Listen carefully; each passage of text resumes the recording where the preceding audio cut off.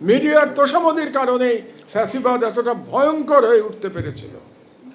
National editors council যতদিন আছে ততদিন জুলাই বিপ্লব আমরা ভুলতে দেব না ইনশাআল্লাহ। সেই জুলাই বিপ্লবের বিরুদ্ধে যতই ষড়যন্ত্র চলুক না কেন, দেশের ভেতর থেকে কিংবা দেশের বাইরে থেকে, ফ্যাসিস্ট পালিয়ে যাওয়া এক ঘৃণিত রাজনীতিবিদ যতই হুমকি দিক না কেন যে তিনি দেশে ফিরে আসবেন, আমরা প্রস্তুত আছি সেই ফ্যাসিস্টকে মোকাবেলা করবার জন্য। একবার তাকে দেশ থেকে বাধ্য করেছি আমরা, আর একবার তাকে তার সাজা কার্যকর করবার জন্য আমরা লড়াই করব, এবং সেটা এডিটর্স কাউন্সিল প্রতিশ্রুতিবদ্ধ এই কাজটি করবার জন্য।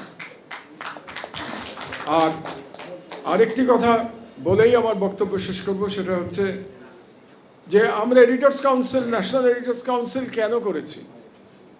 আমরা এটা করেছি এই কারণে, আমরা সারা দেশের সকল পত্রিকার সকল সম্পাদকদের আমরা ঐক্যবদ্ধ করতে চেয়েছি। আমরা এলিটিজম থেকে বের হতে চেয়েছি। আমরা দেখেছি এর আগে যে এডিটরদের নামে একটা এলিটিস্টদের একটা নিয়ন্ত্রণ দেখেছি আমরা গত 55 বছর ধরে। আমরা সেখান থেকে বেরিয়ে আসতে চেয়েছি। প্রধান অতিথি নিশ্চয়ই খেয়াল করেছেন যে আজকের প্রথম বক্তা যিনি ছিলেন তিনি সিলেটের একজন সম্পাদক, তিনি বাইরের সম্পাদক, এবং শুধু ঢাকা শহরের সম্পাদকরা এই প্রতিষ্ঠানে, এই সংগঠনের মধ্যে নেই। এটা একটা উদ্দেশ্য। আর দ্বিতীয় আর একটা উদ্দেশ্য হচ্ছে ন্যাশনাল এডিটর্স কাউন্সিল করবার, সেটা হলো যে আবার কোনো ফ্যাসিবাদ যাতে গড়ে উঠতে না পারে সেই জন্য জাতিকে সার্বক্ষণিকভাবে সজাগ রাখা, এটা আমাদের গোল, আমাদের ন্যাশনাল এডিটর্স কাউন্সিলের গোল।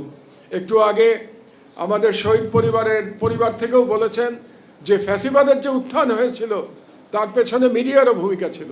মিডিয়ার তোষামদির কারণেই ফ্যাসিবাদ এতটা ভয়ঙ্কর হয়ে উঠতে পেরেছিল।